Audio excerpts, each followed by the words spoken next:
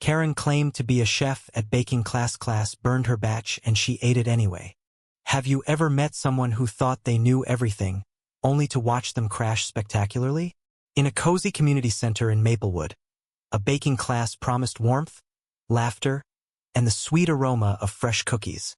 But Karen, a self-proclaimed master chef, turned it into a battlefield.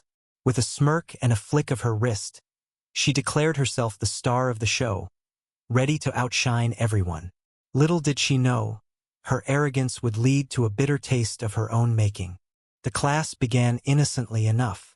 10 eager students gathered around wooden tables, their aprons tied and measuring cups at the ready. The instructor, Ms. Clara, a soft-spoken woman with decades of baking experience, welcomed everyone with a smile.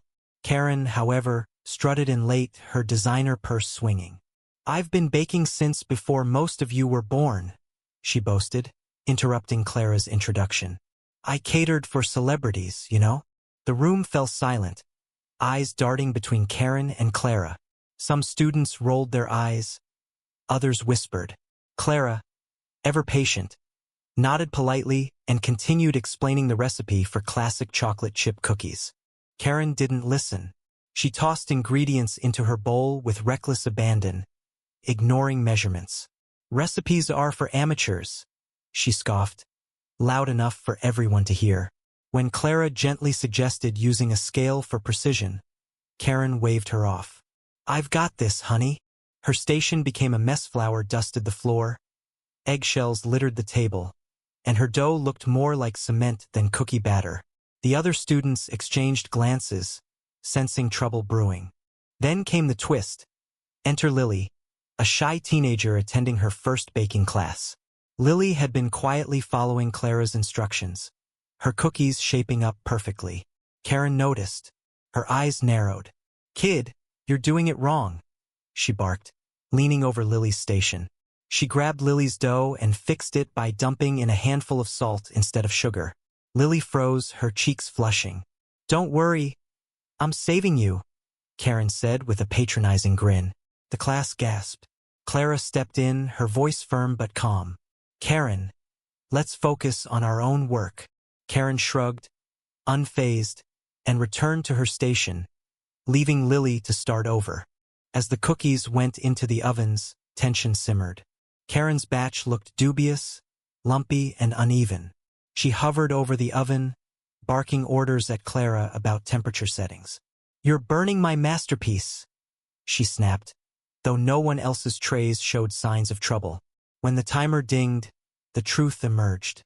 Karen's cookies were a disaster, charred black, crumbling at the touch, and reeking of overbaked bitterness. The class stifled laughter as Clara inspected them. "Maybe we can salvage these," Clara offered kindly. Karen's face reddened. "This oven is faulty," she shouted, slamming her tray down. Crumbs flew everywhere. The confrontation erupted.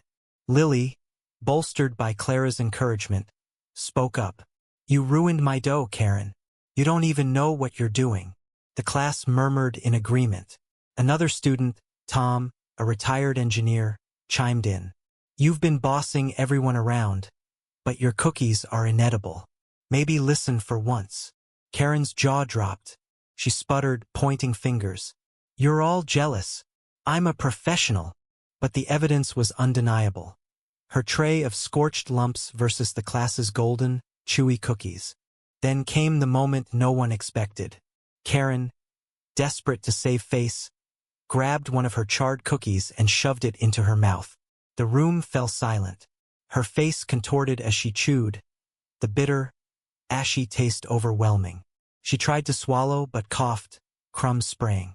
"It's fine," she choked out, tears welling in her eyes. The class stared, torn between shock and pity. Clara stepped forward, her voice gentle but firm. "Karen, baking isn't about ego. It's about learning and sharing. You could have asked for help." Karen's bravado crumbled. She sank into a chair, her designer purse forgotten on the floor. The class could have mocked her, but instead, Lily did something remarkable. She offered Karen one of her own perfectly baked cookies. "Try this," Lily said softly. Karen hesitated, then took it. As she bit into the warm, gooey cookie, her shoulders slumped. For the first time, she was quiet. The class watched, their anger giving way to understanding. Karen's chef facade had burned away, leaving a woman humbled by her own hubris. In the end, Karen stayed until the class finished. She didn't speak much, but she helped clean up, her movements slow and thoughtful. Clara invited her to return next week, and Karen nodded, a flicker of gratitude in her eyes. The class left with more than cookies. They carried a lesson in humility and community. Karen's downfall wasn't just a spectacle. It was a mirror, reflecting the cost of arrogance and the power of second chances. What would you have done in that baking class? Was Karen's humbling a fair consequence? Or did the class go too far? Share your thoughts. Let's talk about where ego ends and growth begins.